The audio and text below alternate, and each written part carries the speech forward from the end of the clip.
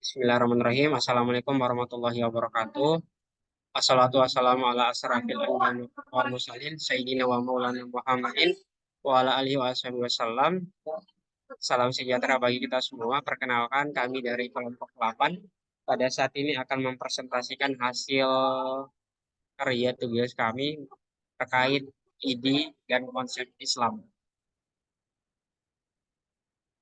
Nah, adapun dari anggota tim di kelompok 8 pertama ada Ismi Hilman F, kedua Zikran Ramadan Tahir, tiga ada Herwasi, keempat ada Salsa Nabila, kelima ada Iza Kurota Aini. Itu pun jadi itu anggota tim dari kelompok 8. Jadi kita masuk kepada penjelasan pertama dari kata ikhlas atau dalam bahasa Arabnya ada kholasoh. Nah, ada dua konteks penjelasan mengenai kata ikhlas ini. Yang pertama adalah menurut bahasa dan menurut istilah. Pertama menurut bahasa Menurut bahasa, menurut bahasa ikhlas berarti bersih yang berarti bebas dari kotoran. Kemudian yang kedua adalah suci, bebas dari dosa dan celah. Ketiga murni dan tidak bercampur unsur lain. Sedangkan menurut istilah ikhlas berarti membersihkan hati hanya untuk Allah Subhanahu wa taala. Selanjutnya terkait pendapat ulama. Pertama menurut Syekh Abdul Qasim Abdul Karim Hawazin Qusyairi An-Nasyaiburi dalam kitab yang terkenal dalam ilmu tasawuf Risalah yang mendefinisikan bahwa ikhlas adalah penunggalan al-haq dalam mengerahkan semua orientasi ketaatan untuk mendekatkan diri hanya kepada Allah Subhanahu wa taala. Nah, sedangkan ada pendapat yang kedua yang berasal dari Syekh At-Hoilais As-Sakandari sang sufi yang merupakan sang sufi agung dalam kitabnya yang fenomenal yang berjudul Al-Hikam memberikan cara terapi agar amal bisa ikhlas dan bermanfaat. Nah, dalam satu makalah hikmahnya ia berkata, sembunyikan wujudmu pada tanah yang tak dikenal. Sebab sesuatu yang tumbuh dari biji yang tak ditanam tak akan bertumbuh dan berbuah sempurna. Selanjutnya,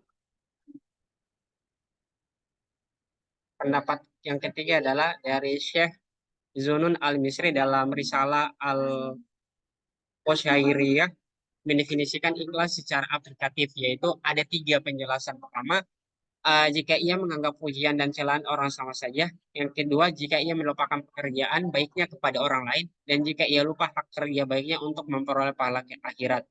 Nah, selanjutnya definisi dari Sang Hujatul Islam Sufi, Agung Pakar Hukum Hukum Islam, Imam Abdul Hamid Al-Ghazali dalam kitab Qaimul Al-Tuqyan yang mendefinisikan bahwa ikhlas adalah apa yang ada dalam tujuan amal murni untuk mendekatkan diri kepada Allah.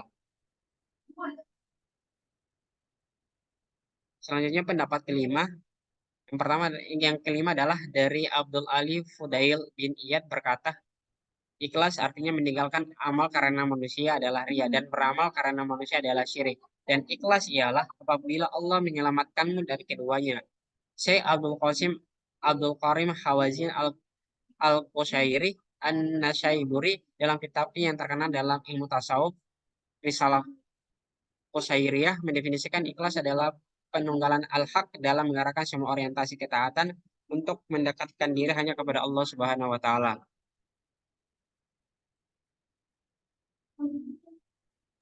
Oke, Selanjutnya terkait tahapan akan dijelaskan oleh rekan-rekan saya.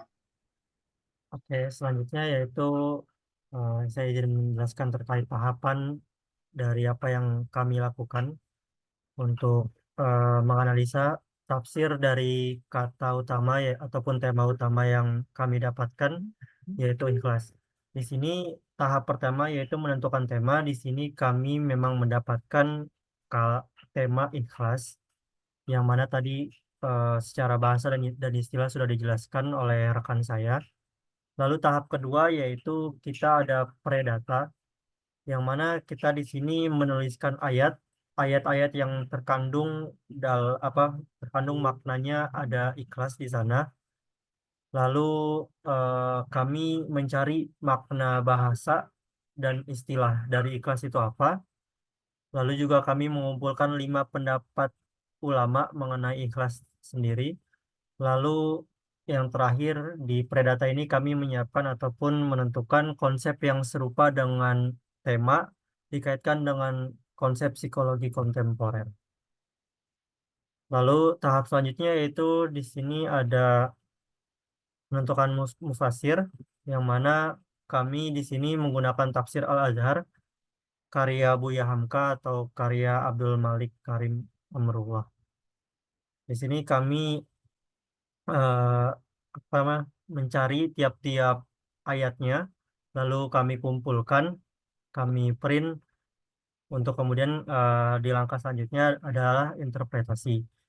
Di tafsir tersebut kami mencoba untuk memahami tiap-tiap konteks makna ikhlas pada ayat tersebut untuk kemudian kita pahami jalan ceritanya dari ayat sebelumnya bahkan sampai ayat setelahnya.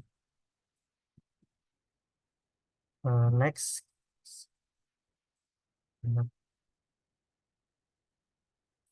Selanjutnya yaitu ada coding. Di sini kami mencari kata kunci dari eh, konteks yang tadi sudah ditemukan atau yang sudah kita pahami. Kira-kira kata kunci dari jalan cerita yang dari makna ikhlas itu apa? Lalu kita kumpulkan dan itu semua kita satukan.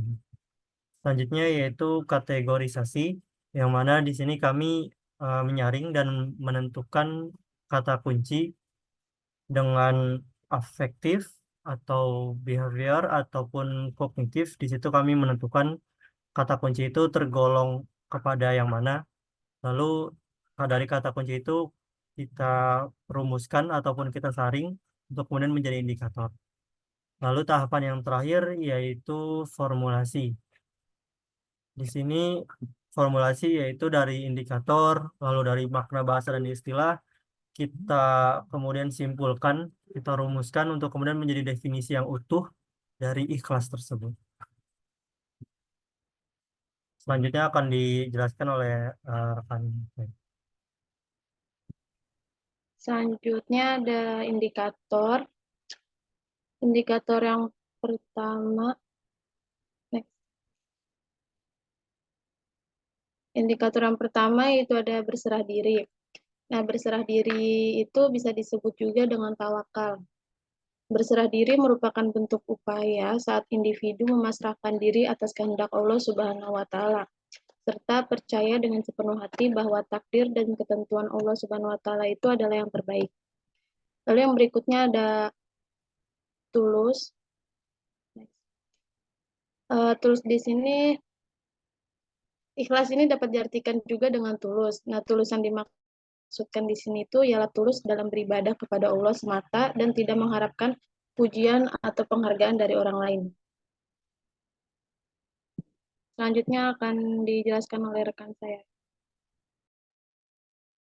Ya, indikator berikutnya ada berpegang teguh. Nah, kata berpegang teguh ini bisa juga diartikan dengan istiqomah, di mana maksudnya itu dari berpegang teguh adalah memiliki sikap konsisten dalam beribadah, tidak mempersekutukan Allah, dan tidak terpengaruh oleh hal yang lainnya. Next. Nah, selanjutnya ada mengendalikan diri.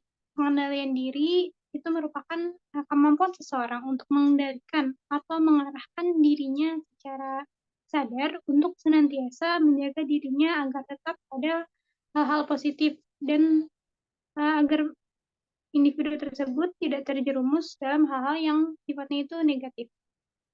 Selanjutnya akan dijelaskan oleh rekan saya. Selanjutnya, kami setelah melakukan tadi data-data semua itu kami simpulkan untuk menjadikan sebuah definisi yang kami dapat itu perwujudan karakter yang berorientasi hanya kepada Allah Subhanahu wa taala melalui manifestasi sikap berserah diri, tulus dan mampu mengendalikan diri serta berpegang teguh kepada Allah Subhanahu wa taala. Next.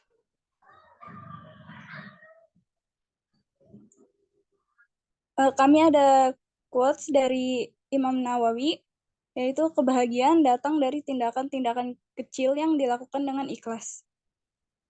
Sekian dari kelompok kami, kurang lebihnya mohon maaf. Wassalamualaikum warahmatullahi wabarakatuh. Itulah presentasi hasil dari tugas kami kelompok 8. Akhir kata, terima kasih. Wassalamualaikum warahmatullahi wabarakatuh.